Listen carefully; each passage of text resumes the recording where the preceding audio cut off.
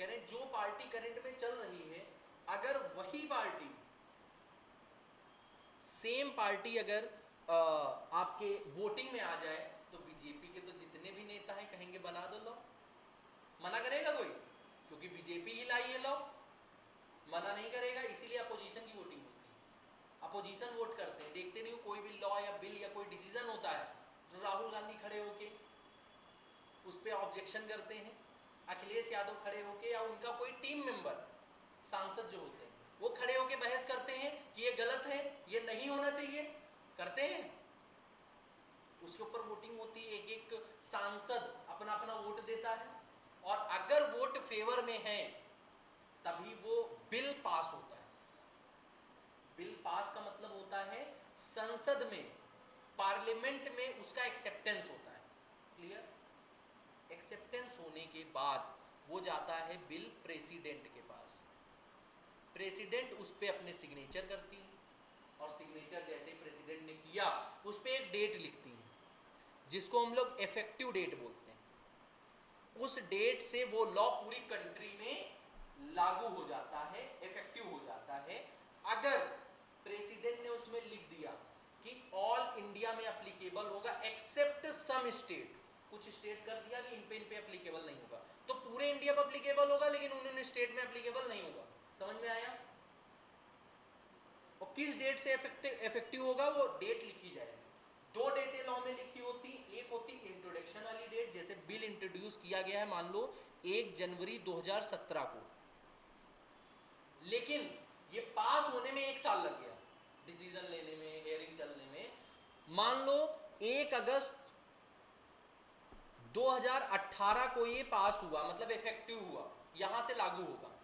समझ रहे हो? तो 2 डेटें लॉ में तुमको हर लॉ में लिखी होंगी, एक तो लॉ की इंट्रोडक्शन की डेट, दूसरी लॉ की इफेक्टिव डेट। समझ में आया लॉ बनाने का पूरा प्रोसेस? अब हम लोग एक चैप्टर स्टार्ट करेंगे, इंडियन कॉन्ट्रैक्ट एक्ट 1872। 1872 से मतलब ये है कि ये ब्रिटिश वाला है, मतलब कि आज़ादी से पहले का समय है। आज़ादी कब मिली थी हम लोगों को?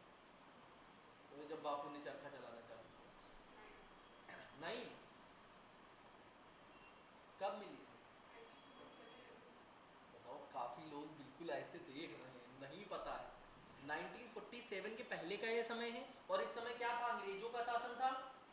तो ये जो लॉ बनाया भी होगा वो अंग्रेजों ने बनाया होगा। ठीक है? तो इसको हम लोग यूएस या यूके लॉ भी बोलते हैं। समझ रहे हो? क्योंकि ये अंग्रेजों के टाइम पे लाया गया था, इंडिया में एप्लीकेबल जरूर होता है, लेकिन इसके जो मेजर रूल्स एंड रेगुलेशन है वो इंग्लिश कॉमन लॉ से कॉपी एंड पेस्ट है। कॉपी पेस्ट का मतलब जानते हो? कंट्रोल सी कंट्रोल वी, पता है?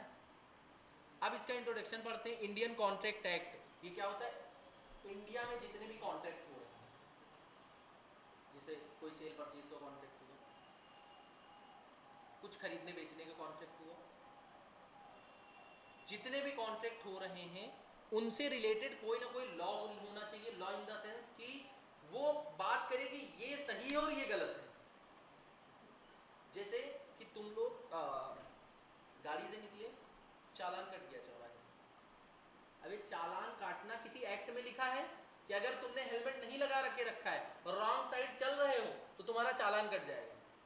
किस एक्ट में लिखा है? मोटर व्हीकल एक्ट, वो भी एक एक्ट है, उसके रूल्स एंड रेगुलेशन है, अगर फॉलो नहीं करोगे चालान कट जाएगा, पेनल्टी पड़ेगी, पेनल्टी बोलते हैं। ठीक है? तो कोई भी एक्ट ये बताता है हमें कि क्या हमें करना है और क्या नहीं करना। उसमें ये लिखा है कि हेलमेट लगा के चलो, तो लिखा जा रहा है कि क्या करना है, और ये लिखा है कि हेलमेट अगर लगा के नहीं चलोगे तो चालान कट जाएगा। ये है कि ये नहीं करना है, हेलमेट बिना लगाए नहीं चलना है। समझ रहे हो? ऐसे ही कॉन्ट्रैक्ट एक्ट में है क्या करना है क्या नहीं करना, अगर ये काम नहीं करोगे तो तुम्हारे ऊपर पेनल्टी वगैरह लग जाएगी। The act was passed British India, British ने पास किया था, and based on the principle of English common law, English common law के प्रिंसिपल पे बेस्ड है, मतलब यूएस यूके के लॉ पे बेस्ड है। The act applies to whole of India including Jammu and Kashmir. जब तक आर्टिकल 370 नहीं था एप्लीकेबल था, तब तक जेएनके पे काफ़ी सारे लॉज नहीं लगते थे, जम्मू एंड कश्मीर पे, क्योंकि जम्मू एंड कश्मीर को एक अलग जो है टेरिटरी माना जाता था, उस पर अलग लॉ लगते थे। लेकिन आर्टिकल 370 जब से हटा तब से जितने भी लॉ इंडिया पे एप्लीकेबल होते हैं जम्मू एंड कश्मीर पे भी वो एप्लीकेबल होते हैं। Clear? The act come into effect, effect का मतलब कब से लागू हुआ, 1 सितंबर 1872, और इंडिया में जितने भी कॉन्ट्रैक्ट होते हैं सब पे अप्लाई होता है। समझ में आया? कोई दिक्कत, कोई परेशानी? प्रखर तुम्हारी वजह से ही फिर से हम पढ़ा रहे हैं, हम सोचे तुम्हारा मिस ना हो जाए। समझ रहे हो?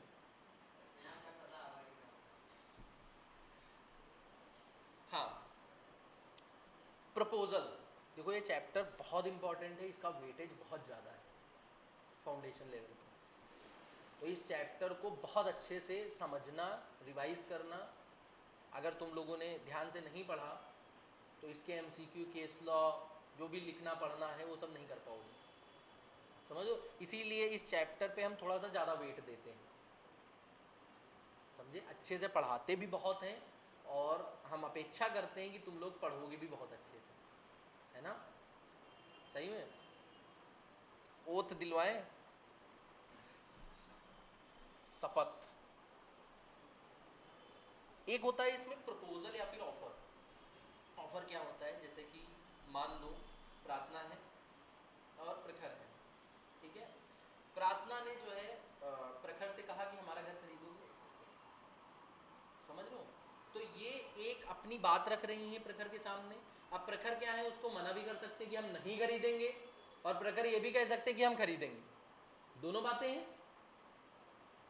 तो प्रार्थना क्या कर रही है, ऑफर कर रही है, ऑफर बोला जाएगा, या प्रपोजल दे रही है। मतलब अपने, ऑफर प्रपोजल एक ही चीज है, अपने मन की बात किसी दूसरे पर्सन से कह रही हैं इस व्यू से कि वो या तो एक्सेप्ट करेगा या तो रिजेक्ट करेगा। अब दूसरी बात, पहली बात तुमने समझी, ऑफर कुछ करने के लिए भी हो सकता है कि घर खरीदोगे, या कुछ ना करने के लिए भी हो सकता है। मान लो प्रार्थना हमारी कॉम्पिटिटर, लॉ पढ़ाती है लखनऊ में, समझ रहे हो। और प्रार्थना ने हमसे कहा कि सर अगर आप हट जाए तो हमारा रास्ता बिल्कुल साफ हो जाए, समझ रहे हो। आप हट जाए तो हमारा, सारे बच्चे हमारे पास आएंगे लॉ पढ़ने।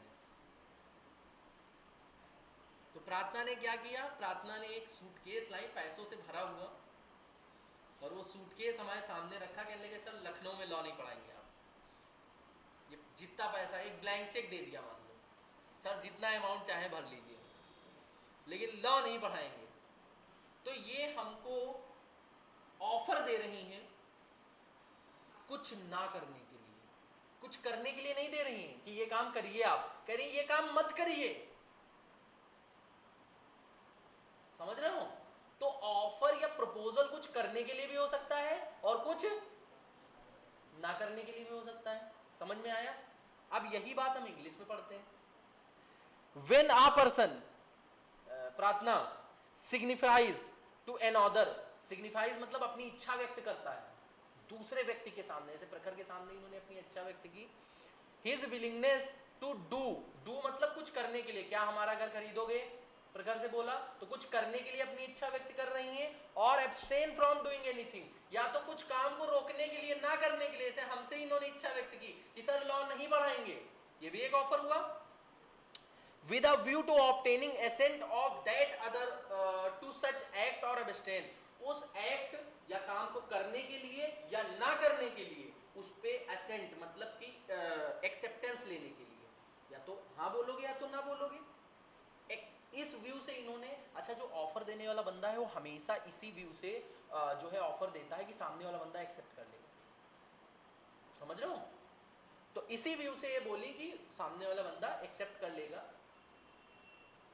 He said to make a proposal या फिर ऑफर, उसको क्या बोला जाएगा, प्रपोजल या फिर, समझ में आया इसमें कोई दिक्कत, ऑफर में कोई दिक्कत नहीं। अब हम लोग पढ़ेंगे एक्सेप्टेंस। एक्सेप्टेंस क्या होता है, जो ऑफर प्रार्थना ने प्रखर को दिया था या प्रार्थना ने हमें दिया था, उसी ऑफर को अगर हमने as it is without changing any condition, हमने उसकी कोई कंडीशन वगैरह चेंज नहीं की, ऑफर सेम टू सेम वैसे ही अगर हमने एक्सेप्ट कर लिया, मतलब हमको या तो यस बोलना है या तो नो बोलना है, हम उसमें कंडीशन नहीं लगा सकते हैं कि एक काम करो हम लखनऊ के आधे पार्ट में नहीं पढ़ाएंगे, आधे पार्ट में पढ़ा देंगे, कि हमने एक जुडिशियल एरिया डिवाइड कर दिया। हमने कहा कि एक काम करो, आईटी तक हम पढ़ा देंगे, आईटी के उस तरफ तुम पढ़ाओ जाके। ऐसा नहीं कर सकते, मतलब कोई अपनी कंडीशन ऐड नहीं कर सकता। समझ में आया? अगर एक्सेप्ट करना है तो कहेंगे हाँ ठीक है, नहीं करना है मना कर देंगे डायरेक्ट। अपनी कंडीशन ऐड नहीं किया जा सकता। When a person to whom proposal is made, जिसको प्रपोजल दिया गया, जैसे प्रखर का ले लो एग्जांपल, या फिर हमारा ले लो, signifies is assent thereto. Thereto का मतलब उसी बात पर, मतलब जिस बात पर ऑफर दिया गया है उसी बात पे एक्सेप्टेंस होना चाहिए, उसमें कोई चेंजेस नहीं कर सकते। एक एक वर्ड का मीनिंग होता है law. The proposal is set to be accepted. Proposal को क्या बोला जाएगा कि वो एक्सेप्टेड। प्रपोजल कह लो, ऑफर कह लो, दोनों एक ही चीजें हैं। अब proposal when accepted become promise. Proposal अगर एक्सेप्ट हो जाता है तो प्रॉमिस कहा जाता है। जो बंदा ऑफर देता है उसको हम लोग ऑफरर या प्रॉमिसर बोलते हैं। क्या बोलते हैं? जैसे प्रार्थना को क्या बोलेंगे? प्रार्थना को चाहे ऑफरर बोलो चाहे प्रॉमिसर बोलो। और जिसको दिया जा रहा है उसको हम प्रॉमिसी बोलते हैं या तो ऑफरी बोलते हैं। कोई दिक्कत? अब एक हैक बता रहे हैं, जो है ऑफर देता है उसके लास्ट में ओ आर आता है, चाहे वो प्रॉमिसर हो चाहे ऑफरर। और जिसको दिया जाता है उसके लास्ट में डबल ई आता है, चाहे वो प्रॉमिसी हो चाहे offeree. Double E O R. Clear? कोई दिक्कत? अब अगर ऑफर, इन्होंने ऑफर दिया, इसको बुला लो अंदर।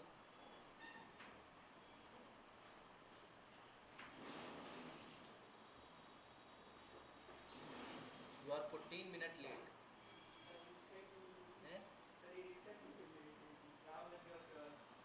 चलो कोई, हाँ क्या बात कर रहे थे? एग्रीमेंट। ठीक है, तो अगर हम बात करें, मान लो इन्होंने ऑफर दिया प्रार्थना ने प्रखर को, ठीक है, और उन्होंने उसको एक्सेप्ट कर लिया, तो दोनों के बीच में एक एग्रीमेंट में बन गया। इन्होंने कहा घर खरीदेंगे, उन्होंने कहा हाँ खरीदेंगे, एक्सेप्टेंस हो गया। तो ये हुआ कि किसी फ्यूचर डेट को ये अपना घर दे देंगे, अपने पैसे दे देंगे। प्रखर पैसे देंगे, कुछ बिना पैसे तो हो नहीं जाएगा। बिना पैसे की प्रार्थना इतनी अच्छी नहीं है कि बिना पैसों के अपने घर दे दे। क्यों प्रखर? और क्या?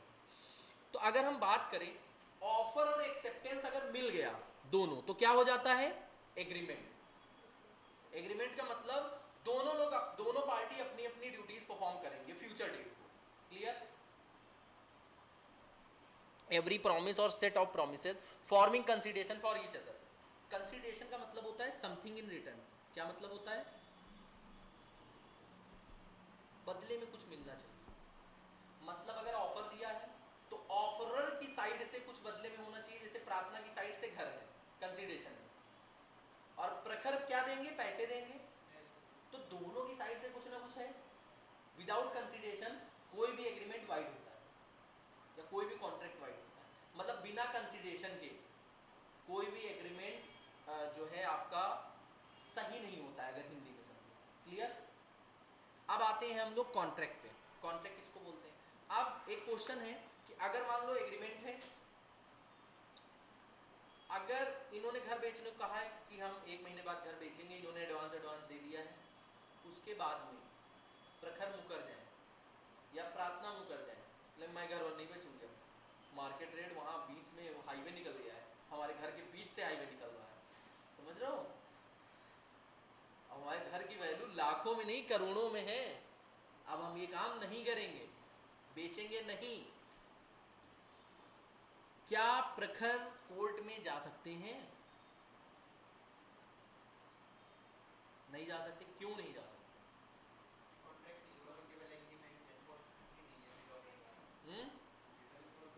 रिटर्न नहीं, बिल्कुल। देखो कोई भी एग्रीमेंट होता है तो ऐसे हमने बोल दिया कि हम घर ही खरीदेंगे, हमने अच्छा ऐसे बोला कि हम तुम्हें पढ़ाएंगे, मान लो 1 क्लास लें, हम 2 क्लास लें, उसके बाद चले जाए फॉरेन ट्रिप पे, क्या कोर्ट में केस कर पाओगे? कर पाओगे कि यस सर ने हमसे बोला था कि हम पढ़ाएंगे लेकिन यस सर नहीं पढ़ा रहे हैं, जज साहब सुनिए ये बात, सब लोग कटघरे में खड़े, तुम लोगों के पेरेंट्स विटनेस बॉक्स में खड़े कि हाँ हाँ बोला था। क्या कोर्ट कोई डिसीजन ले पाएगी इसके रिगार्डिंग, या कोर्ट में केस आपका एक्सेप्टेबल होगा?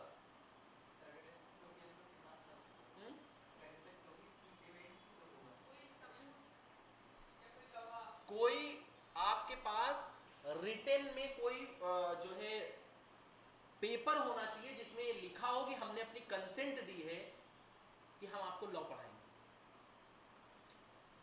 समझ रहे हो? ऐसा कोई पेपर होना चाहिए, अगर नहीं है तो कोर्ट में नहीं जा सकते। जैसे प्रखर के पास अगर कोई पेपर है कि इन्होंने प्रार्थना ने कोई रिसिप्ट वगैरह काट के दी, कोई कॉन्ट्रैक्ट मान लो स्टैम्प पेपर पे लिखा हुआ है एडवांस का पेमेंट कि ये इस फला फला डेट को ये जो है घर हमको बेचेंगे, अगर मान लो 100 रुपीज के भी स्टैम्प पे ये बात लिख के नोटरी वगैरह करा दिया गया तो प्रखर कोर्ट में केस कर सकते हैं। समझ में आया? तो अगर एग्रीमेंट हुआ है तो वो रिटन और रजिस्टर्ड होना चाहिए, तब वो कॉन्ट्रैक्ट बनता है, और कॉन्ट्रैक्ट ही कोर्ट में इन्फोर्सिबल होता है। एग्रीमेंट कभी भी कोर्ट में इन्फोर्सिबल नहीं होते। मतलब इन्फोर्सिबल का मतलब होता है कोर्ट में चैलेंज नहीं किए जा सकते। क्लियर? कोई दिक्कत? ठीक है, तो इसीलिए कॉन्ट्रैक्ट में क्या लिखा होगा? N agreement which is enforceable by law is called contract. Enforceable by law को ही बोला जाता है रिटन होना चाहिए और रजिस्टर्ड होना चाहिए। रजिस्टर्ड का मतलब स्टैम्प पे लिखे हुआ, ऐसे नहीं ऐसे हमने एक पेपर दिया कहते हैं लिख दो, गवर्नमेंट एथोराइज पेपर पे लिखा होना चाहिए। समझ में आया? इसीलिए रजिस्ट्री होती है, किस पे होती है? ऐसे ही पेपर पे हो जाए, स्टैम्प पेपर पे होती है, क्योंकि अगर कोई लफड़ा हो तो कोर्ट देखे, बाद में कोर्ट में केस चल सके। इसीलिए देखो, एक होता है जैसे किसी किसी के घर में हो जाता है ऐसे ही आपसी बंटवारा, वो नॉर्मल पेपर पे लिखा हुआ हो जाता है, वो कोर्ट में मान्य नहीं होता है। समझ रहे हो? वो कोर्ट में मान्य नहीं होता है। समझ में आया? कोई दिक्कत? अब एक होता है वाइड एग्रीमेंट। वाइड एग्रीमेंट क्या होता है? An agreement not enforceable by law. मान लो एग्रीमेंट था, इन प्रखर और प्रार्थना के बीच में एग्रीमेंट था, लेकिन उसमें रिटन कुछ कंसेंट नहीं हुआ, तो उसको क्या बोला जाएगा? Wide agreement. अगर पूरा नहीं हुआ तो वाइड डिक्लेयर कर दिया जाएगा, वो कॉन्ट्रैक्ट नहीं बन सकता है। एक होता है वाइडेबल कॉन्ट्रैक्ट। वाइडेबल कॉन्ट्रैक्ट क्या होता है बताइए बेटा, क्या नाम था आपका? पारिजा पारी परी, हाँ।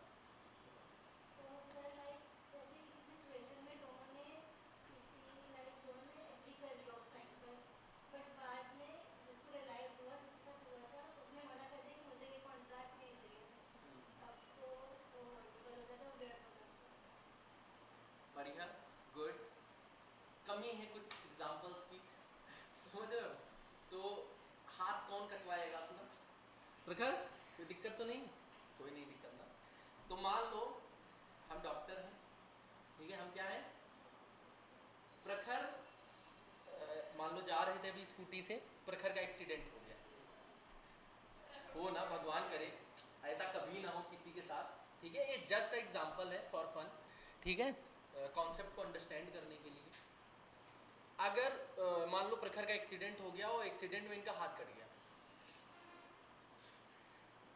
एक्सीडेंट में क्या हुआ? अरे हाथ कल काटे थे, पैर कट गया। अब ये बेचारे एक पैर से चल के जा रहे हैं, दूसरा पैर हाथ में लेके देते हुए इनको उठा के लोग लेके गए, और ऐसा होता है कि 2-3 घंटे के अंदर वो पैर जुड़ जाता है, मतलब स्टिचिंग करके ऐसा होता है। समझ रहे हो? तो डॉक्टर के पास गए, डॉक्टर इनका जानने वाला था, फैमिली डॉक्टर, उनको पता है प्रखर के पास बहुत प्रॉपर्टी है। समझ रहे हो?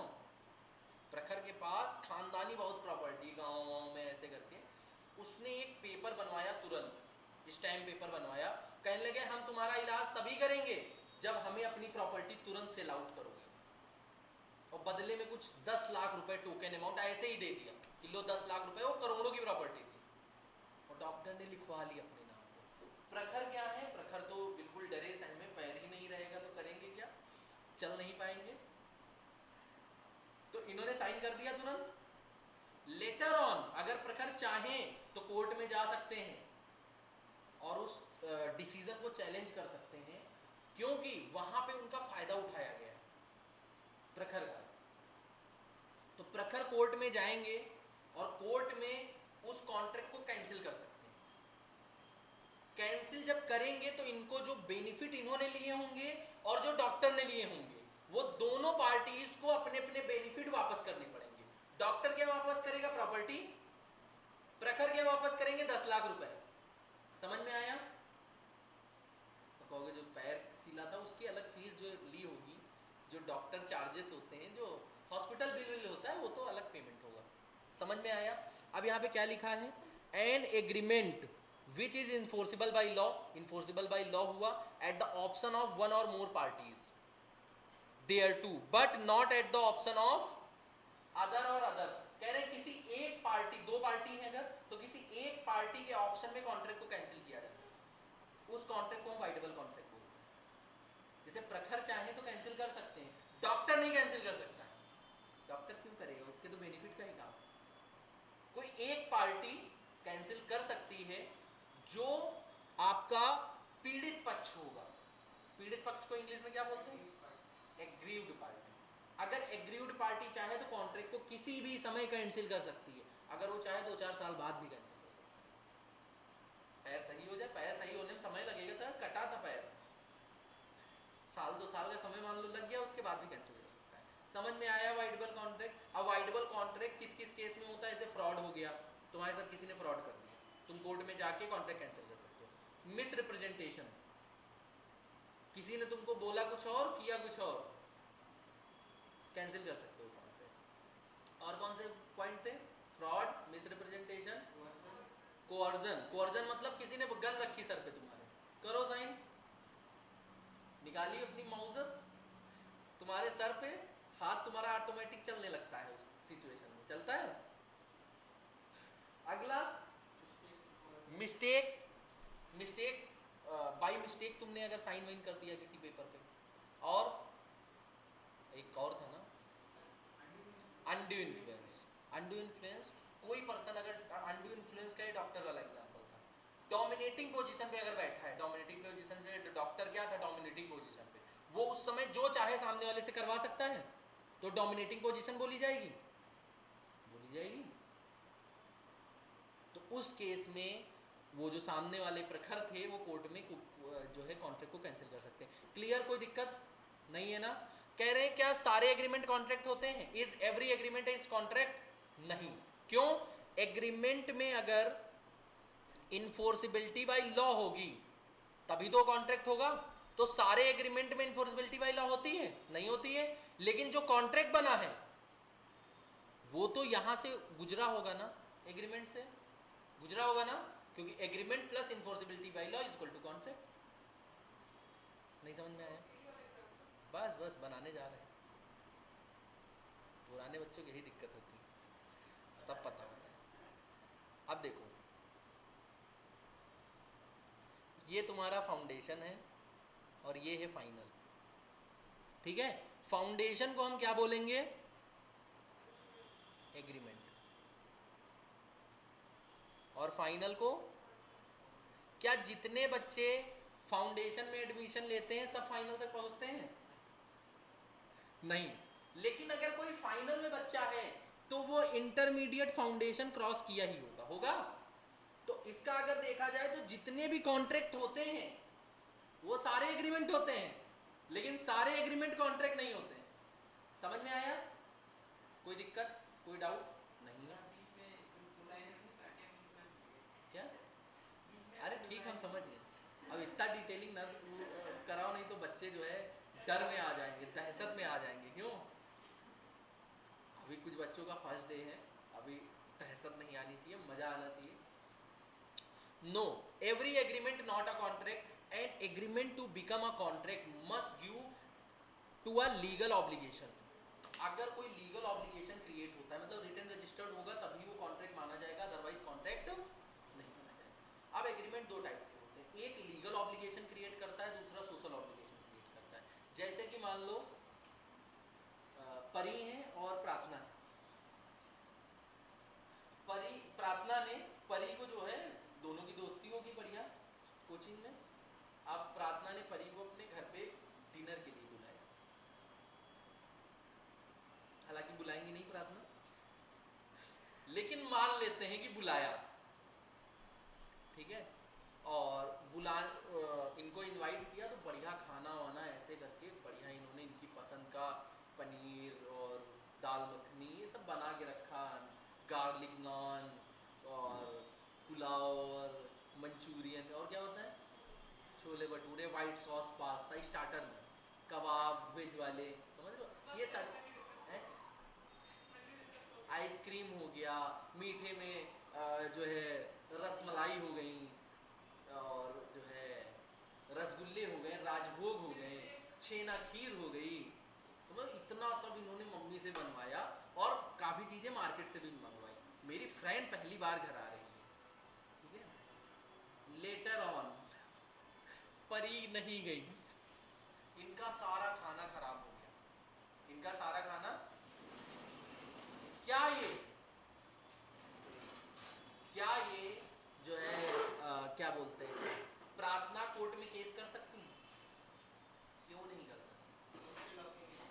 सोशल ऑब्लिगेशन है, दोस्तों के बीच की बात है। मान लो पापा ने तुमसे कहा फाउंडेशन निकाल लो, तुमको बाइक दे देंगे बढ़िया R15, R15 तो मिली फाउंडेशन के बाद, लेकिन एक साइकिल थी उस पे R15 लिखा था, क्या पापा के ऊपर केस कर सकते हो? मम्मी ने गर्ल्स को कहा कि जो है मम्मी ने कि फाउंडेशन क्रॉस कर लो, आदित्य इसको पूरा होता, मम्मी ने जो है गर्ल्स से कहा कि फाउंडेशन पास कर लो, तुम्हें एक चैन देंगे। अब तुम्हारे माइंड में गोल्ड चैन होगी, उन्होंने ऐसे ही आर्टिफिशियल मेले वाली चैन दे दी, मेले में नहीं मिलती चैन ऐसे करके लोकल टाइप, वो दे दी, तो क्या मम्मी के ऊपर केस कर सकते हो? क्यों? क्योंकि ये सोशल नेचर के डोमेस्टिक एग्रीमेंट है, सोशल एग्रीमेंट है, तो ये जितने भी डोमेस्टिक एंड सोशल एग्रीमेंट होते हैं वो इन्फोर्सेबल बाय लॉ नहीं होते। समझ में आया? कोई दिक्कत कोई परेशानी नहीं होगी। आगे अगर हम बात करें तो लिखा हुआ है social obligation agreement give rise to the social obligation not a contract, जो सोशल ऑब्लिगेशन को राइज देते हैं, कॉन्ट्रैक्ट नहीं होते हैं, और इंडियन कॉन्ट्रैक्ट एक्ट में कवर नहीं होते हैं। Legal obligation agreement giving rise to legal obligation is a contract, agreement जो लीगल ऑब्लिगेशन को राइज देता है उसको हम कॉन्ट्रैक्ट बोलते हैं, इंडियन कॉन्ट्रैक्ट एक्ट में कवर होता है। जैसे एग्जाम्पल के तौर पे एग्रीमेंट बिटवीन दो पर्सन के बीच में एग्रीमेंट हुआ कि सिनेमा जाना है या वॉक के लिए जाना है, या कोई ऐसा ही सोशल नेचर का एग्रीमेंट हुआ, तो वो इंडियन कॉन्ट्रैक्ट एक्ट में कवर्ड नहीं होता है। Domestic agreement husband and wife के बीच में, वो भी आपका जो है इसमें सोशल ऑब्लिगेशन में ही आता है। Clear? Every contract is an agreement और every agreement is not a contract, ये तो पता ही है। इसका डिफरेंस है एग्रीमेंट एंड कॉन्ट्रैक्ट के बीच में। अगर देखोगे सबसे पहले मीनिंग ही लिखी है दोनों में, मीनिंग पढ़ा चुके हैं, एग्रीमेंट क्या होता है और कॉन्ट्रैक्ट क्या होता है, कोई दिक्कत नहीं होगी। एलिमेंट्स देखोगे, एग्रीमेंट कैसे बनता है, ऑफर प्लस, और कॉन्ट्रैक्ट कैसे बनता है, एग्रीमेंट प्लस इन्फोर्सिबिलिटी बाई। इसको एग्रीमेंट को सेक्शन 2E में डिफाइन किया गया है और कॉन्ट्रैक्ट को 2H में। उसके बाद राइटिंग में, अगर एग्रीमेंट राइटिंग में होता है, नहीं। क्या कॉन्ट्रैक्ट राइटिंग और रजिस्टर्ड में होता है? होता है, नहीं तो कोर्ट में केस कैसे होगा? क्या एग्रीमेंट लीगल ऑब्लिगेशन क्रिएट करता है? नहीं करता है। क्या कॉन्ट्रैक्ट करता है? बिल्कुल करता है। Every agreement not need to be a contract, क्या सारे एग्रीमेंट कॉन्ट्रैक्ट बनते हैं? नहीं बनते। क्या हर फाउंडेशन वाला बच्चा फाइनल तक पहुंचता है? नहीं पहुंचता है। ऑल कॉन्ट्रैक्ट्स और एग्रीमेंट, फाइनल वाला बच्चा लेकिन फाउंडेशन इंटर तक जरूर गया होगा। एग्रीमेंट का स्कोप वाइड होता है, क्यों? एग्रीमेंट बहुत सारे होते हैं, लेकिन जो एग्रीमेंट लीगल ऑब्लिगेशन देते हैं, मतलब इन्फोर्सिबिलिटी बाय लॉ होती है जिनमें, वही कॉन्ट्रैक्ट बनते हैं। तो एग्रीमेंट बहुत सारे हुए और कॉन्ट्रैक्ट कम हुए, तो एग्रीमेंट का स्कोप वाइड है और इसका कॉन्ट्रैक्ट का नैरो मतलब छोटा। क्लियर? कोई दिक्कत कोई परेशानी नहीं होगी। अब हम लोग पढ़ते हैं essential elements of a valid contract. एक वैलिड कॉन्ट्रैक्ट, वैलिड का मतलब क्या होता है? वैलिड, वैलिड हिंदी में क्या बोलते हैं वैलिड? प्रखर?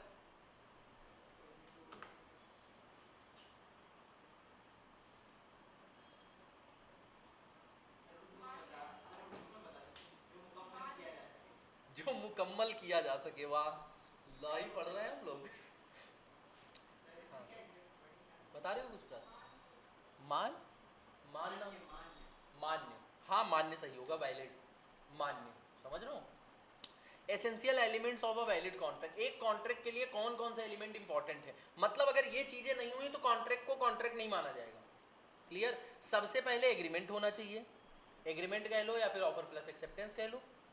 दूसरी चीज फ्री कंसेंट होना चाहिए। फ्री कंसेंट का मतलब जोर जबरदस्ती से, धोखाधड़ी से, फ्रॉड, मिसरिप्रेजेंटेशन, कोवर्जन, ये सब बताया था अभी। इस तरीके से आपकी कंसेंट ना ली गई हो। अगर इस तरीके से कंसेंट ली गई तो कॉन्ट्रैक्ट वाइडेबल होता है, मतलब सामने वाला पार्टी चाहे तो कॉन्ट्रैक्ट को कैंसिल कर सकता है। Competency of the parties, competency का मतलब होता है कि इंसान 18+ होना चाहिए, मतलब मेजर होना चाहिए। किसी बच्चे को बुला के थोड़ा ना कह सकते इधर आओ कॉन्ट्रैक्ट करना तुम्हारे साथ। 5 साल के बच्चे को बुलाया, चलो अंगूठा लगाओ यहाँ पे, साइन तो कर नहीं पाओगे तुम। कर सकते हो, समझ रहा हूँ मैं बात। तो उसी बंदे के साथ कॉन्ट्रैक्ट कर सकते हो जो कि मेजर हो, 18+ हो। अगला पॉइंट क्या हो, साउंड माइंड हो। साउंड माइंड का मतलब पागल ना हो, पागल ना हो। किसी पागल के साथ कॉन्ट्रैक्ट कर सकते हो। रोड पे देखा चलता हुआ कोई पागल, तुमने कहा रुको कॉन्ट्रैक्ट करना तुम्हारे साथ, क्या वो कॉन्ट्रैक्ट वैलिड होगा? नहीं होगा। साउंड माइंड का मतलब है, दो टाइप के पागल होते हैं, पागलों में भी दो टाइप होते हैं। एक जो कि परमानेंट पागल है, परमानेंट अनसाउंड माइंड है। एक है जो पार्शियल अनसाउंड माइंड है। पार्शियल का मतलब कभी कभी सही हो जाता है तो कभी कभी अनसाउंड माइंड हो जाता है। तो जो कभी कभी सही होता है वो जब सही हो तब कॉन्ट्रैक्ट करो। अगर जिस समय कॉन्ट्रैक्ट किया जा रहा है उस समय उसकी मेंटल कैपेसिटी ऐसी है कि उसके अंदर कॉन्ट्रैक्ट को सुनने, समझने और उस पर डिसीजन लेने की क्षमता नहीं है, तो उसके साथ आप कॉन्ट्रैक्ट नहीं कर सकते। Drinker person treated as unsound mind person. क्या बोला?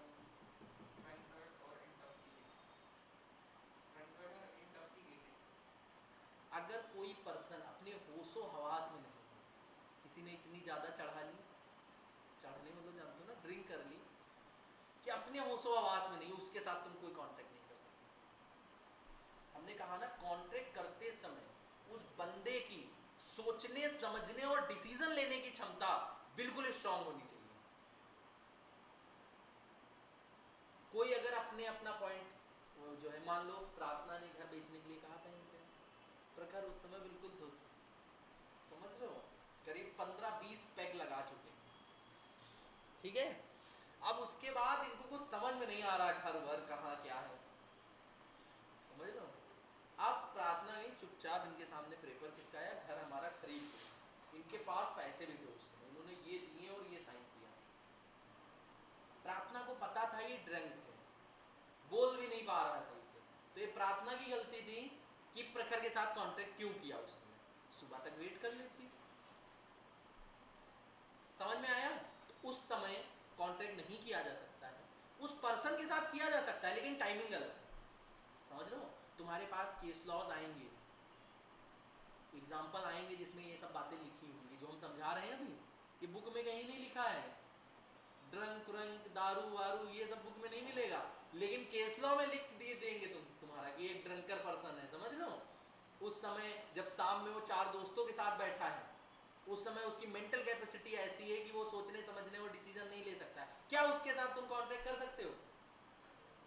और ये इतना इजी नहीं आएगा जितना इजी हमने बता दिया है, थोड़ा घुमा फिरा के स्टोरी बना के पूरा पूछेंगे मूवी के तरीके, वर्ड्स वगैरह चेंज होंगे। आगे अगला पॉइंट क्या है, नॉट डिक्लेयर्ड बाय लॉ, क्यों नॉट डिस्क्वालिफाइड बाय लॉ, मतलब लॉ के द्वारा उसको डिस्क्वालीफाई ना किया हो। जैसे लॉ ने कह दिया कि तुम कॉन्ट्रैक्ट नहीं कर सकते किसी से, तो तुम नहीं कर सकते। मान लो तुमने कोई ऐसा काम किया, 5 साल तुम जेल में रह के आए हो, अब तुम कॉन्ट्रैक्ट नहीं कर सकते। कोर्ट ने ऑर्डर किया कि पूरी जिंदगी तुम किसी के साथ कोई कॉन्ट्रैक्ट नहीं कर सकते, क्योंकि फ्रॉडिया इंसान हो तुम, जोल जाल करते हो, 1 2 का 4 4 2 का 1, समझ रहे हो। लॉफुल कंसिडरेशन होना चाहिए, लॉफुल कंसिडरेशन का मतलब जैसे कोई स्टूडेंट आया हमारे पास, वो कह रहा सर हमारे पास पैसे नहीं है, आप जो बोलेंगे हाथ पैर बोलेंगे किसी के वो तोड़ देंगे, समझ रहे हो, उठवाना हो किसी को वो बताइएगा वो भी करवा देंगे, क्यों आदित्य नहीं समझे। तो ऐसे काम के लिए लॉफुल कंसिडरेशन, ये क्या लॉफुल कंसिडरेशन है, अनलॉफुल कंसिडरेशन है, तो ऐसा कोई भी कंसिडरेशन नहीं लेंगे और लॉ के द्वारा एक्सेप्टेबल भी नहीं है, समझ लो। अब मान लो एक एग्जांपल और देते हैं, पूरी टीम बना दी हमने और हमने कहा चलो सब लोग चोरी करने चले, और उसके बाद लूट लाट के पैसा लाए, हम सब पैसा लेके भाग गए थे, क्या तुम लोग हम पे केस कर सकते हो? क्यों? ऑब्जेक्ट लीगल नहीं था हम लोगों का, ऑब्जेक्ट का मतलब उद्देश्य, हम लोग जो जा रहे थे वो पहले से ही बैंक चोरी करने जा रहे थे, बैंक में मतलब इलीगल काम करने जा रहे थे। कोर्ट के पास जाओगे कि सर हमारे पैसे लेके भागे, कोर्ट कहेगा कौन से पैसे, क्या बताओगे उसको, हम लोगों ने बैंक लूटा था, तो कहेगी सबसे पहले कटघरे में खड़े हो, तुमको फांसी की सजा दें उनको, समझ रहे हो, सबसे पहले तुमको सजा होगी, उसके बाद कोर्ट कहेगी कि अब सर को ढूंढो जाके, समझ रहे हो मेरी बात। तो ऑब्जेक्ट लीगल होना चाहिए, not expressly declared to be void, ऐसा कोई काम जो लॉ ने पहले से डिक्लेयर किया हुआ कि ये काम तुम लोग नहीं कर सकते,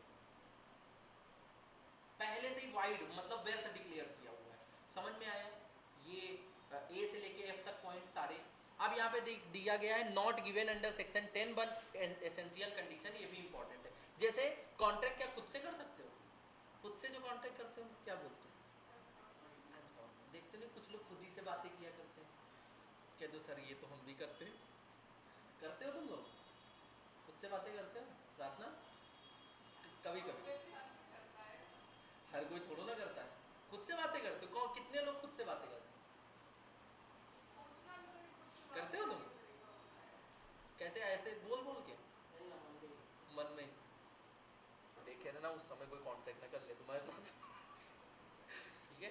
तो कहते कॉन्ट्रैक्ट करने के लिए दो पार्टी होनी चाहिए, intention to create legal relationship, दोनों पार्टी का इंटेंशन लीगल रिलेशनशिप क्रिएट करने का होना चाहिए, लीगल फॉर्मेलिटीज मतलब रिटेन और रजिस्टर्ड होना चाहिए, सर्टेनिटी ऑफ मीनिंग, इसका क्या मतलब,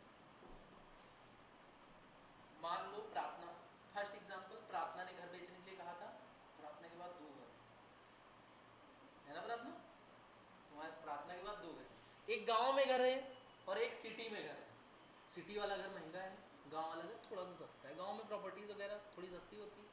प्रार्थना ने प्रखर से कहा घर खरीदोगे, प्रखर शहर वाले घर में इनके गए हैं, प्रखर को पता है घर बिल्कुल इनका बढ़िया है, 4-5 करोड़ का घर है, प्रार्थना ने जो अमाउंट कोट किया वो 50 लाख रुपए थे, 50 लाख में ये घर मिल रहा है, प्रखर ने तुरंत इसको बुक किया, कहने लगे हमको दे दो, लेकिन प्रार्थना बेच रही थी अपने गांव वाला घर, दोनों का क्या माइंड मैच हो रहा है, सर्टेनिटी ऑफ मीनिंग का मतलब है दोनों का माइंड मैच होना चाहिए कॉन्ट्रैक्ट, मतलब जिस ऑब्जेक्ट को लेके हम कॉन्ट्रैक्ट में ऑफर दिए हो उसी ऑब्जेक्ट पे तुम एक्सेप्टेंस दे रहे हो।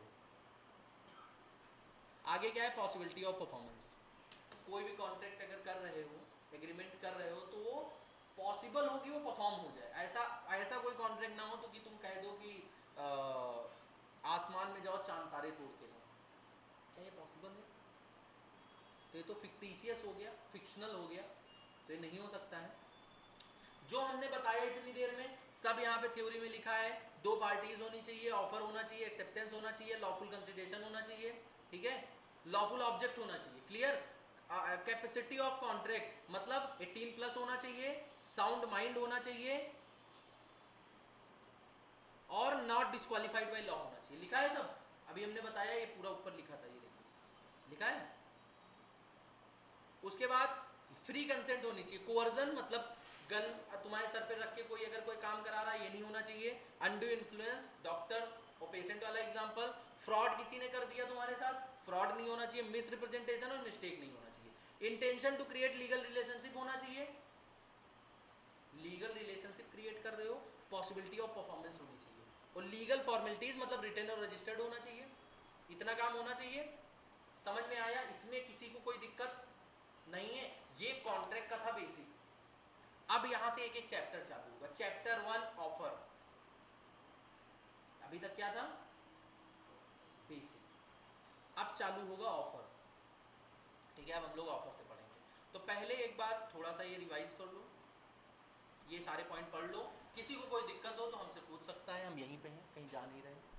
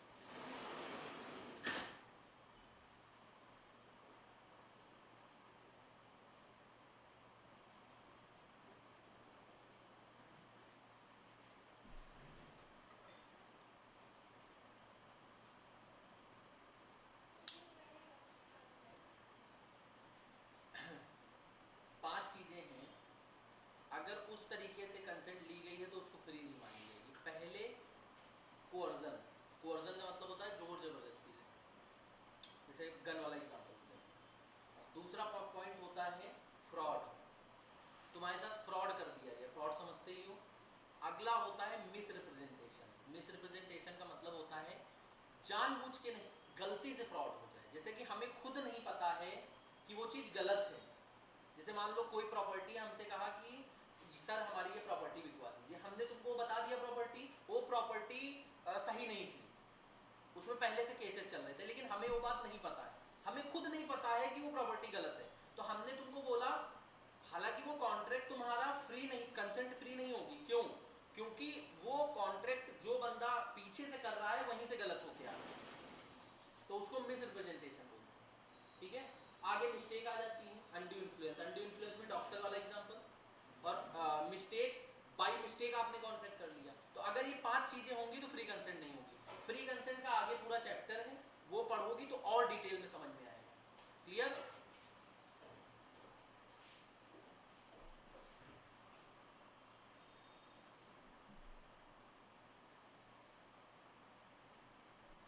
किसको किसको ठंडी लग रही है बहुत ज्यादा? अगर मैक्सिमम नंबर ऑफ पर्सन बोल देंगे तो हम बंद कर देंगे।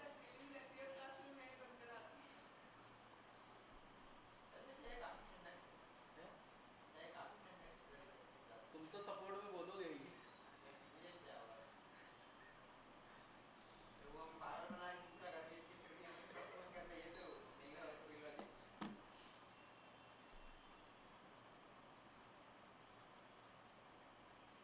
अब हम लोग पढ़ते हैं ऑफर।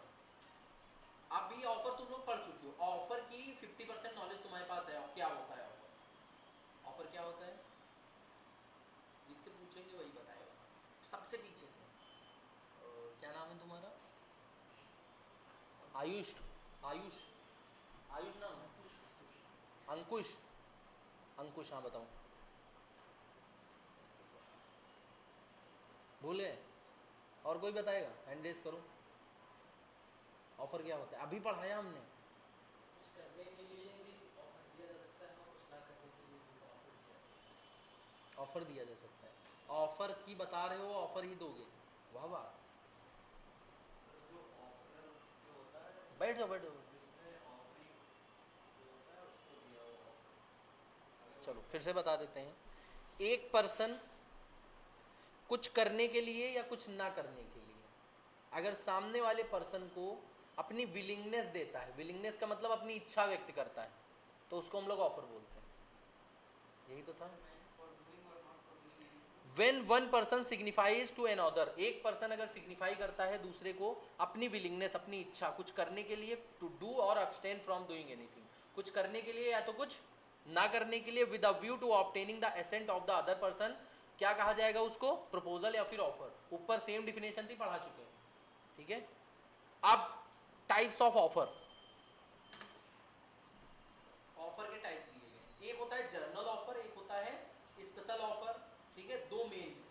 तो दो के बारे में पहले डिस्कशन करते हैं। जर्नल ऑफर क्या होता है? जो होल वर्ल्ड को दिया जाता है। जैसे कि हमने क्लासेस में कोई डिस्काउंट निकाला और उसको अपने स्टेटस पे लगा दिया, सोशल मीडिया पे पूरा कर दिया, तो इसका मतलब क्या है कि हमने सबको वो डिस्काउंट ऑफर किया है, होल वर्ल्ड को डिस्काउंट ऑफर किया है, हर पर्सन उसको अवेल कर सकता है, that is called journal offer.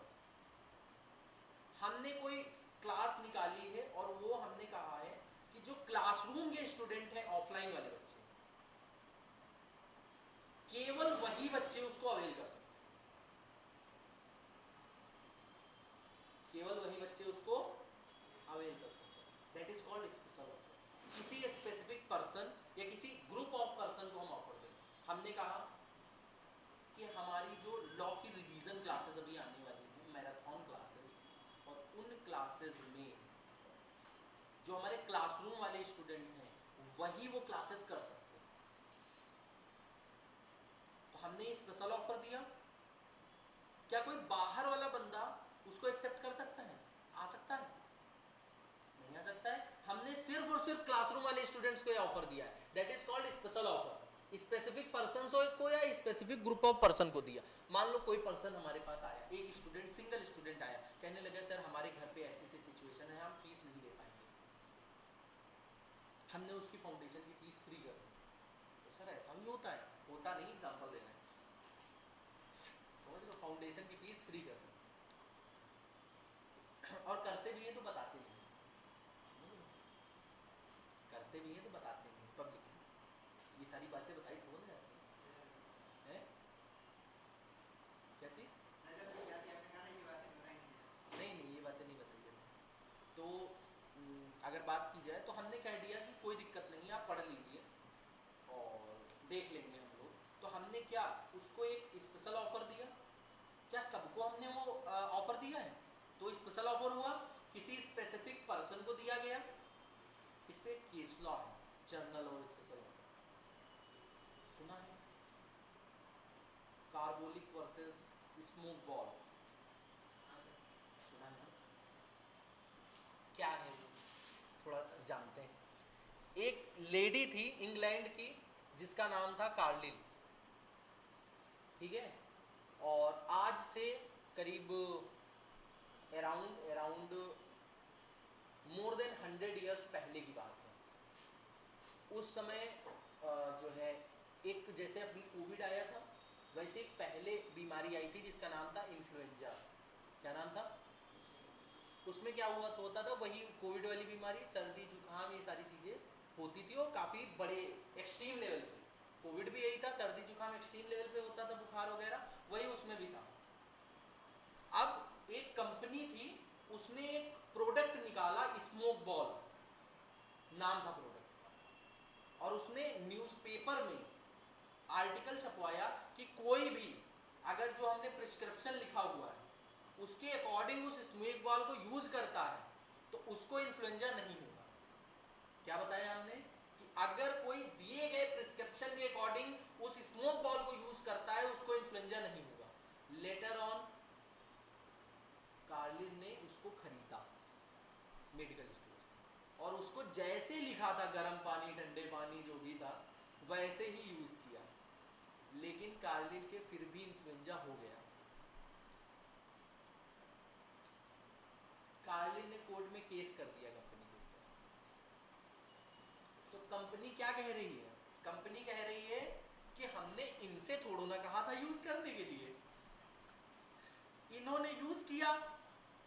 हो सकता है किसी एक पर्सन पे ना काम किया हो, इसमें हमारी क्या जिम्मेदारी? समझ लो, कह रहे हमने इनसे कोई कहा नहीं, कह रहे ना तो हमने इनको ऑफर दिया, ना तो कोई कंसीडरेशन है कंसीडरेशन कंसिडरेशन है, ऑफर है, एक्सेप्टेंस है, यहाँ पे कंसिडरेशन है।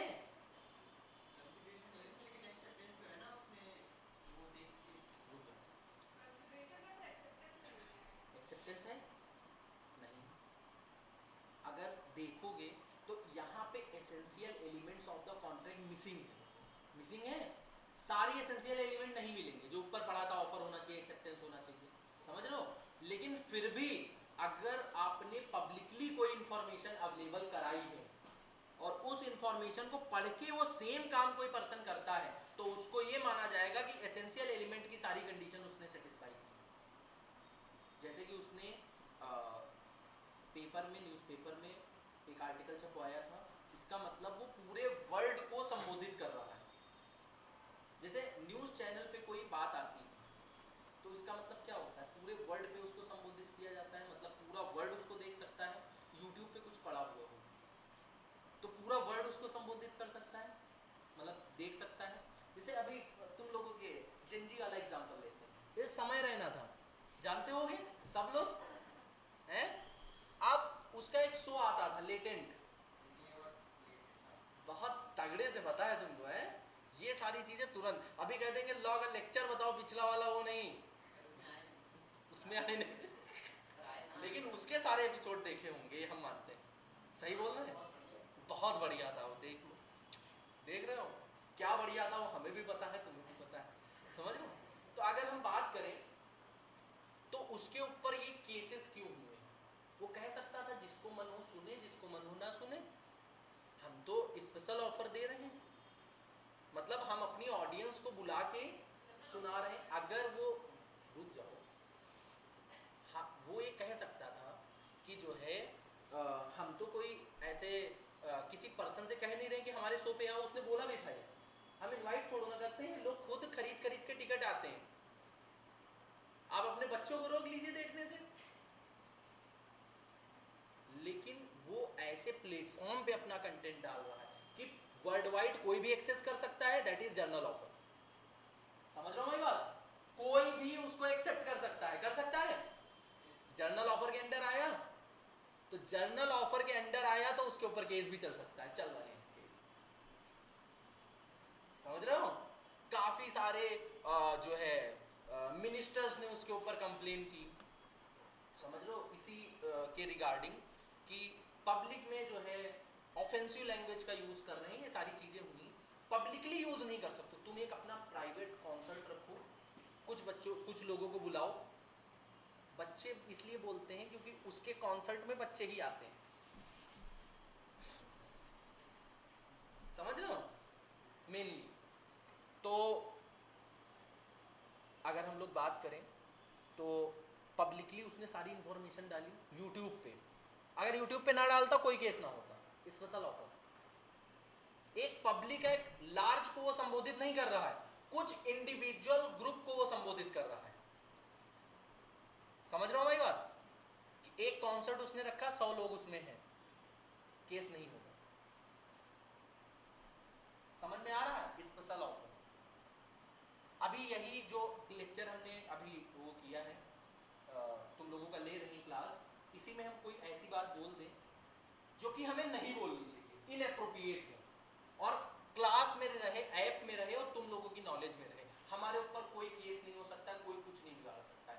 लेकिन अगर हम इसको यूट्यूब पे जो है अपलोड कर दें, समझ रहे हो, पब्लिकली ये इंफॉर्मेशन अवेलेबल हो जाए, तो पब्लिक में जो पर्सन देखेगा वो चाहे अगर तो वो केस कर सकता है, दैट इज जर्नल ऑफर, कोई भी इसको एक्सेप्ट कर सकता है। तो हमने कार्लिन वर्सेस स्मोक बॉल वाले केस में अगर अपने आए, वापस आ जाओ जिंजी वाले एग्जांपल से,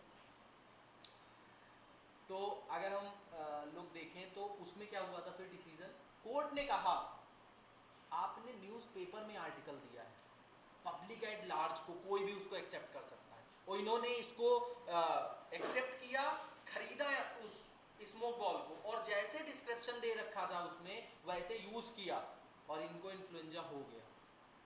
आपको कंपनसेशन में इनका मेडिकल एक्सपेंसेस और इनको जो कंपनसेशन चाहिए वो देना पड़ेगा। कुछ कंपनसेशन के तौर पे वहां पे सेंट्स चलते थे, वो सेंट्स उनको देने पड़े थे। कितने देने पड़े थे ये हमको नहीं याद है, लेकिन तुम लोगों को जर्नल एंड स्पेशल ऑफर याद हो गया होगा। अब भूलोगे नहीं, भूलोगे अभी भी नहीं भूलोगे ना, लाइफ टाइम नहीं भूलना चाहिए। चलो परसों नरसों पूछेंगे पता चल जाएगा। आगे आता है express offer. It is an offer which is made by words either oral और रिटन। ये ऑफर होता है जो कि या तो वर्ड से किया जाए, या तो ओरल किया जाए, या तो रिटन किया जाए। मतलब ये नॉर्मल एक्सप्रेस ऑफर होता है जिसमें एक पर्सन अपनी चीजें एक्सप्रेस करता है, या तो through writing through words, that is express offer. Clear? एक होता है इम्प्लाइड ऑफर।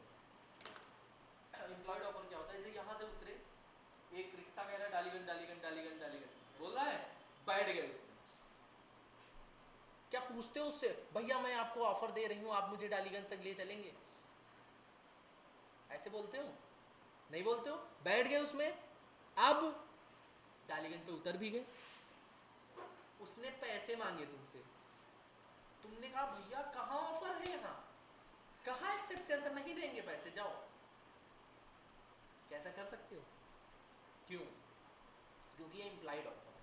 वो कह रहा था डालीगंज डालीगंज डालीगंज, तुम जाके बैठ गए, दोनों के बीच में एक इम्प्लाइड रिलेशनशिप बन गया कि हम डालीगंज जा रहे हैं, और डालीगंज अगर इनको लेके जाएंगे तो बदले में हमको कंसीडरेशन देंगे। दोनों पार्टी की तरफ से कंसीडरेशन है, वो तुमको सर्विसेज दे रहा है, बैठाल के ले जा रहा है, और तुम उसको पैसा दो, that is employed offer. By gesture, जैसे कि यहाँ पे जो बच्चा बैठा रहता है, हम ऐसे बोतल करते हैं और वो पानी भर लाता है, बात इम्प्लाइड ऑफर। ये तुम लोग क्लास में कभी ना कभी महसूस करोगे कि हमने यूं बोतल की है, हम कुछ नहीं बोलेंगे मुंह से, समझ रहे हो? और जो है बोतल भर के आ जाएगी। हमने ऑफर दिया, सामने वाले बंदे ने उसको एक्सेप्ट किया, समझ रहे हो? That is employed offer. By gesture होता है, जैसे दोस्तों में ऐसे क्लास में बैठे हो, अभी मान लो क्लास के बाद कोई प्लान है चाय वाय पीने जाने का, तो ऐसे करते हो, ऐसे ऐसे ऐसे कोई इशारा करते हो, सामने वाला समझ जाता है। दोस्तों के बीच में काफी कोडिंग लैंग्वेज होती है, समझ जाता है सामने वाले। पानी के लिए ऐसे स्पीचेस कोई ऐसे करे, आगे वाले बोतल दे देगा, अपनी दे देगा। क्या है इम्प्लाइड ऑफर? ऑफर क्या है? वो बोतल मांग रहा है तुमसे, पानी वाली है।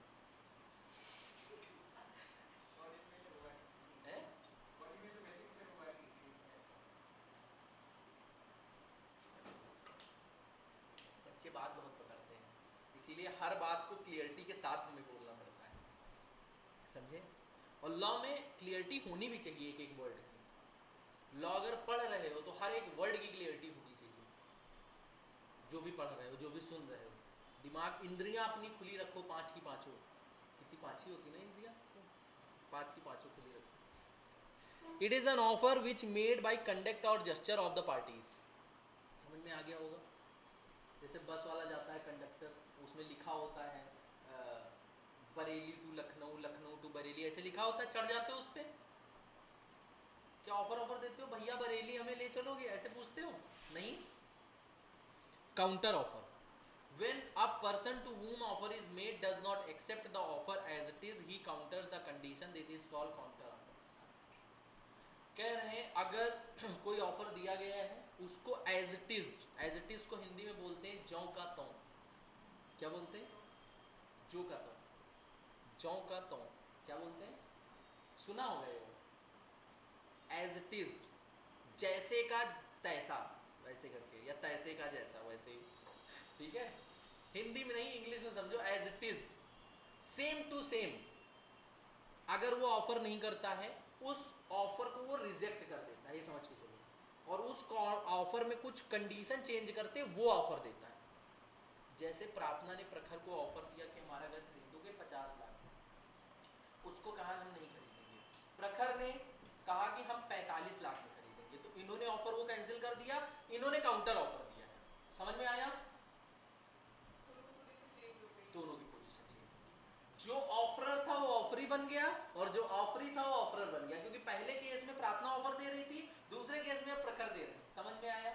कोई दिक्कत, कोई परेशानी? Cross offer, when two offers of same term condition cross each other at the same time it is called cross offer.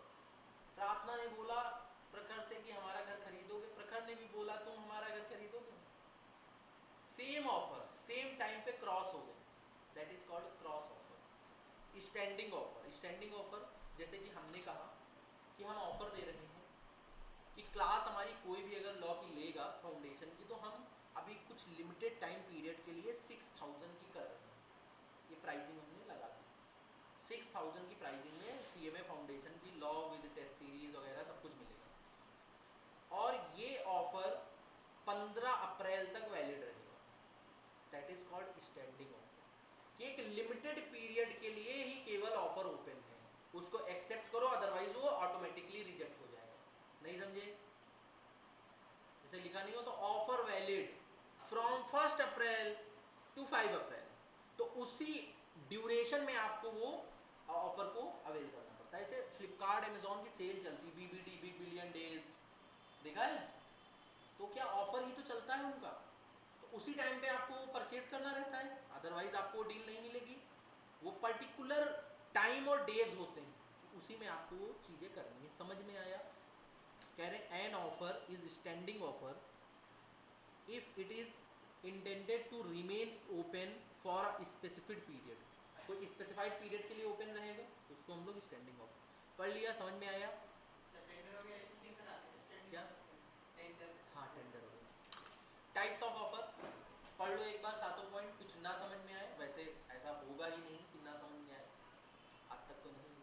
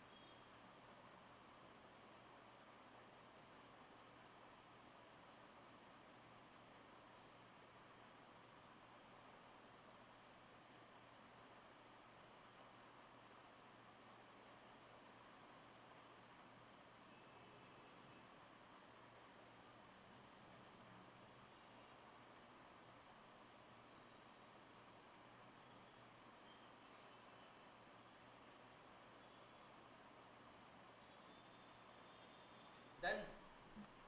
आ गया ना? आगे बढ़ते हैं। अब जैसे हम लोगों ने पढ़ा था essential element of a valid contract, पढ़ा था, याद है? ऊपर अभी essential elements of a valid contract, वैसे ही essential element of a valid offer भी होते हैं।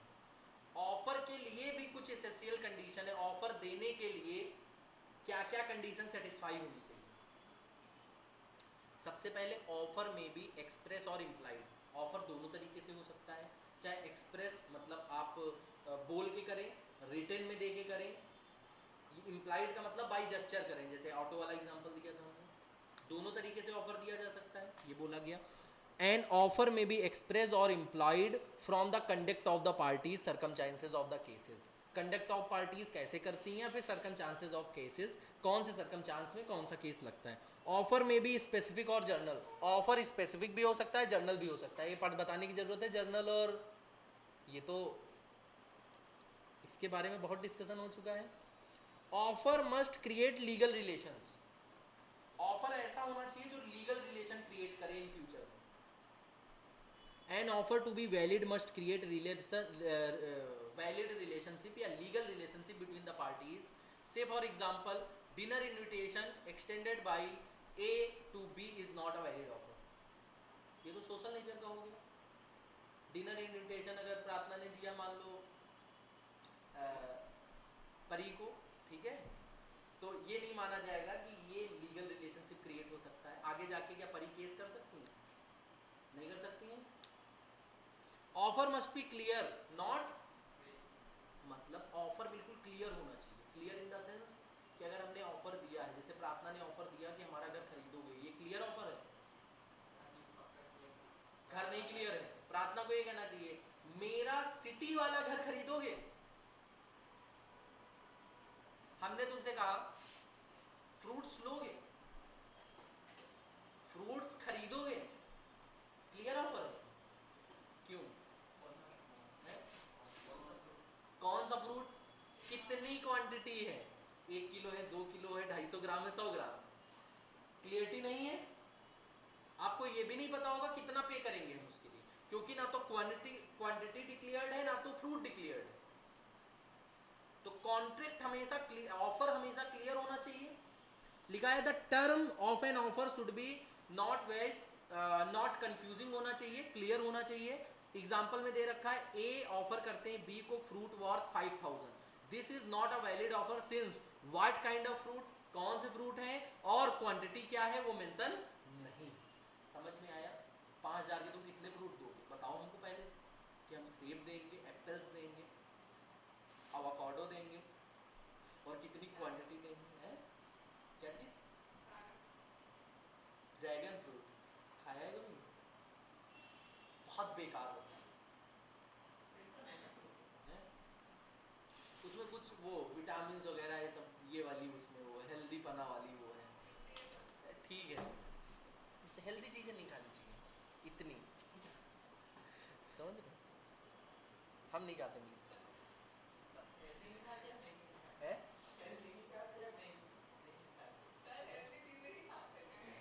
लगता है हमें देख के, नहीं लगता ना, नहीं खाते हैं। Offer must be communicated to offering. Offer तुमने दिया है और जिसको दिया उसी को नहीं पता है, मनी में ऑफर खा गए। अगर प्रार्थना ने घर बेचना है तो प्रार्थना कम्युनिकेट करेंगी जिससे भी उनको, जिसको भी बेचना है। अगर उनको पता ही सामने वाले को नहीं चलेगा तो एक्सेप्ट कैसे करेगा? इसमें एक केस लॉ है, लालमन शुक्ला वर्सेस गौरीदत्त, सुना होगा केस लॉ, किसने भी पढ़ा है? बताएं, मजा आएगा। हम अपने तरीके से बताएंगे थोड़ा सा इसको, ठीक है। एक ए है जो फादर हैं, ठीक है। एक बी है जो सन है, और एक सी है जो अंकल है। क्लियर? 3 पार्टी हैं, फादर, सन और अंकल। सन छोटा है अभी, मुश्किल से 11-12 साल का, ठीक है, और सन खो गया, लॉस्ट, अब उसको ढूंढा जा रहा है, ठीक है। जैसे मान लो लखनऊ में खोया है, अब लखनऊ के आसपास वाले बरेली, कानपुर, इनमें सब में देखा जा रहा है, अयोध्या, फैजाबाद, इनमें सब में देखा जा रहा है, नहीं मिला। इनके फादर यहीं पे लखनऊ में ही देख रहे हैं आसपास के, अंकल को भेज दिया कि तुम बाहर जाके देखो। 15 दिन बीत गए, और ये तब की बात है जब मोबाइल फोन वगैरह नहीं होते। जितने भी एग्जाम्पल पढ़ रहे हो ये सब पुराने 1872 के, समझ रहे हो? उस समय मोबाइल फोन वगैरह इन्वेंट नहीं हुआ था, तब के एग्जाम्पल। तो उस समय ये ऐसे होता नहीं, पैदल पैदल निकल गए ढूंढने, तो ढूंढते ढूंढते इनको समय लगता था कि 4 दिन में गोरखपुर पहुंचे, बैलगाड़ी वगैरह लेके ऐसे करके, वो वाला जमाना बता रहे हैं। क्योंकि इंडियन कॉन्ट्रैक्ट एक्ट में कोई भी चेंजेस नहीं आते, जैसा है वैसा ही पढ़ोगे, आज भी, आज के 4 साल बाद, ठीक है। 4 साल बाद क्यों नहीं पढ़ोगे, दुआ करते हैं ना पढ़ना पड़े, ठीक है। तो अगर हम बात करें तो इनके अंकल को भेज दिया गया ढूंढने के लिए। लेटर ऑन इनके जो फादर थे करीब 25-30 दिन हो गए, और जो है इनके फादर को बहुत चिंता थी, बच्चा 11-12 साल का 25-30 दिन में कहाँ होगा क्या होगा। तो फादर ने इनके मान लो 100 पाउंड का इनाम रख दिया। पाउंड ही चलते हैं, लालमन शुक्ला है, रुपीज रख देते हैं क्योंकि लालमन शुक्ला है, इंडियन है। 100 रुपीज उस समय बहुत होते थे, समझ रहे हो। 100 रुपीज, इसमें 10 रुपए अगर लिख देंगे तो आज के 10 लाख मानना, समझ रहे हो। 100 रुपीज का इन्होंने इनाम रख दिया कि जो भी हमारे लड़के को ढूंढ के लाएगा उसको हम 100 रुपए इनाम में देंगे। लेटर ऑन इनके जो अंकल थे वो फैजाबाद से पकड़ लाए लड़के को। फैजाबाद ऐसे बैलगाड़ियों से पहुंच गया था खाते पीते, फैजाबाद से पकड़ लाए। कब पकड़ लाए? जब 100 रुपए डिक्लेयर कर दिया था। इनके अंकल को ये पता नहीं था जब इन्होंने ऑफर दिया था कि 100 रुपए का इन्होंने एक रिवार्ड रखा है। जब ये आए अंकल सी, इन्होंने ए से कहा यार 100 रुपए तो हमें मिलने चाहिए, हम ढूंढ के लाए। ए ने रिफ्यूज कर दिया देने से, कहने लगे offer must be communicated to offeree. जो ऑफर है क्या वो तुमको कम्युनिकेटेड था? तुमको पता था हमने ऑफर दिया है? लेकिन पता तो नहीं था तो नहीं कर सकते, तुमको नहीं देंगे। सी भी बहुत ढीठ थे, 100 रुपए का मतलब उस जमाने में बहुत होता था। कोर्ट में केस कर दिया सी ने। एक तो तुम्हारे लड़के को ढूंढने जाए, ऊपर से पैसे भी ना मिले, समझ रहे हो। तो उसके बाद क्या हुआ? उसके बाद में कोर्ट में केस चला और कोर्ट में इंडियन कॉन्ट्रैक्ट एक्ट था तो उसमें ये बात लिखी हुई थी कि ऑफर जो दिया गया है वो ऑफरी को कम्युनिकेटेड होना चाहिए। अगर कम्युनिकेटेड नहीं है तो वो उस ऑफर को अवेल या एक्सेप्ट नहीं कर सकता है। जब तक प्रार्थना अपने एग्जाम्पल में थी, प्रखर को बताएंगे नहीं कि हमारा घर खरीदोगे क्या, प्रखर उस पर अपनी एक्सेप्टेंस दे सकते हैं। मान लो प्रार्थना ने ऑफर ही नहीं दिया, मतलब घर पे, या फिर प्रखर को ऑफर दिया क्लासी में, और तुम जाके कहो प्रार्थना से हम तुम्हारा घर खरीदेंगे, क्या तुम उस ऑफर को एक्सेप्ट कर सकते हो? नहीं, क्योंकि जिसको ऑफर दिया गया वही एक्सेप्ट कर सकता है। तो जब ऑफर किसी ने सुना ही नहीं तो वो एक्सेप्ट कर पाएगा? तो सी का यहां पे पॉइंट गलत था। सी ने ऑफर को सुना नहीं, ऑफर कम्युनिकेटेड नहीं था उससे, तो वो उस ऑफर को एक्सेप्ट भी नहीं कर सकता है। समझ में आया? इसमें जो ए थे ये लालमन शुक्ला थे और जो गौरी दत्ता थे वो सी थे। क्लियर? और ये बच्चे का नाम नहीं पता। लालमन शुक्ला नेफ्यू थे? नहीं, जो बी है वो नेफ्यू। अरे उनके भतीजे ना, लड़के के भतीजे। ठीक है, तो अगर देखा जाए तो कॉन्सेप्ट पूरा समझ में आया? कोई दिक्कत हुई है इसमें? Clear? Done. Offer can not contain negative condition. Offer में कोई निगेटिव कंडीशन नहीं कर सकते। Negative condition are non compliances of any statement or any term of offer can not lead to automatic acceptance of the offer. कह रहे हैं ऐसा कोई तुम कंडीशन नहीं रख सकते। जैसे हमने कहा कि लॉ की क्लास करोगे, तुमने कहा हाँ सर करेंगे। हमने कहा अगर तुमने मंडे तक क्लास नहीं करने आए तो हम ये मानेंगे कि तुम हमारी क्लास लोगे और हम तुमसे पैसे ले लेंगे। क्या ऐसा हो सकता है? नहीं। तो कोई निगेटिव कंडीशन लगा के हम ऑफर नहीं ले सकते कि अगर ये काम नहीं करोगे तो ऑटोमेटिकली ऑफर हम मान लेंगे और एक्सेप्ट कर लेंगे। वही लिखा हुआ है कि non compliances of any term of the offer can not lead to the automatic acceptance.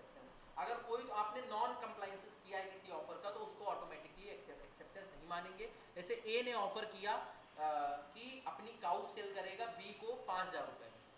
If offer is not rejected by Monday, अगर ऑफर मंडे तक रिजेक्ट नहीं हुआ, will be considered as the accepted, this is not a valid offer. अगर Monday तक तुमने reject नहीं किया तो इसको एक्सेप्टेड मान लेंगे।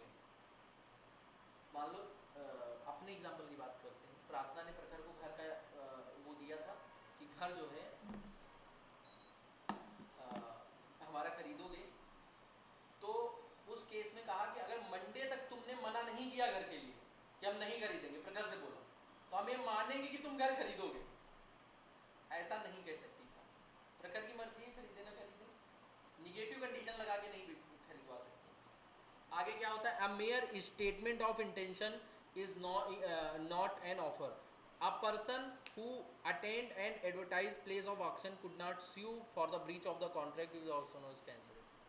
कहा जा रहा है, मान लो कोई ऑक्शन वगैरह हुआ, मान लो हमने तुमको इनवाइट किया, हम कोई ऑक्शन लगा रहे हैं, ऑक्शन का मतलब जानते हो क्या होता है, बोली लगाना। बोली लगाना, और वो बिड कैंसिल हो गई, तो तुम ये नहीं कह सकते हो कि कैंसिल हो गया है हमको इसका कंपनसेशन दो, उसके लिए केसेस नहीं कर सकते। क्लियर, समझ में आया? तो ये था तुम्हारा I think essential element of a valid offer. पढ़ लो एक बार, कोई दिक्कत हो तो पूछ सकते हो। ठीक है, ओके।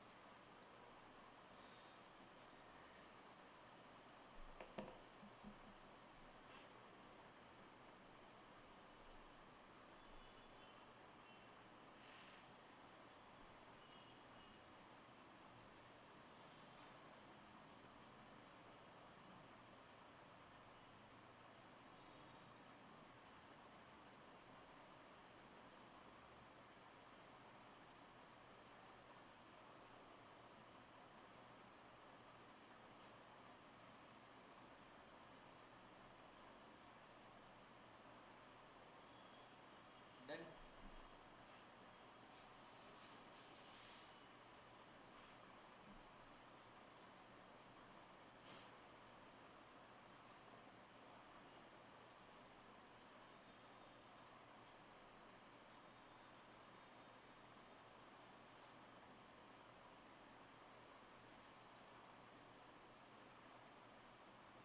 इसमें कोई जून अटेम्प्ट के लिए तो नहीं है?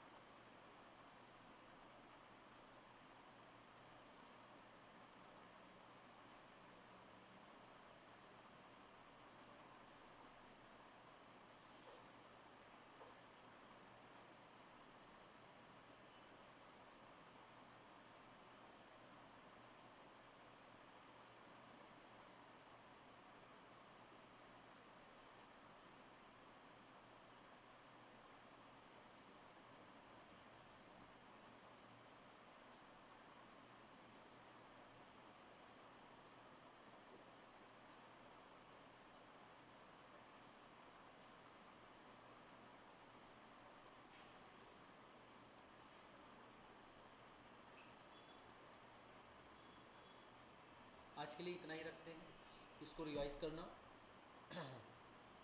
बाकी हम लोग कल मिलेंगे। कोई डाउट आउट हो पूछ सकते हो, कोई डाउट नहीं, डाउट ही नहीं पूछते हो तुम लोग यार।